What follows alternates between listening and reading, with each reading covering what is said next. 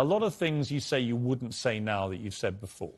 But I'd say them differently, perhaps. Yeah, right. So to me, that's an acceptance, not just that you want to get back on platforms, because maybe that was one of the reasons you were no platform, but that you've recognised and understood the potential harm to the wrong kind of impressionable mind by some of the things you've said. Would that be fair?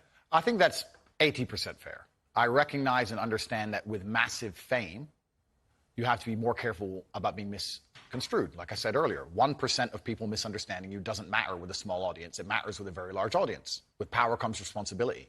I still believe the things I say. I do not want to be a negative force for the world. I also understand that I am a man who's lived a very difficult, nuanced life, and I am capable of making nuanced points that may be misunderstood by teenagers. However, that can be said about anybody and everything. Every opinion online can be misunderstood by children. Trying to protect children from the internet is a very interesting subject in and of itself, because I would argue that 80% of the content on the internet can be negative or detrimental to a young mind that doesn't understand the world.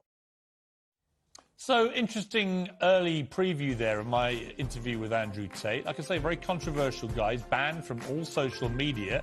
But I believe in giving people a chance to have their say and hold them to account, which is what I do with him. But at what point does free speech become hate speech? At what point does someone like him deserve or not deserve to be deplatformed from all social media?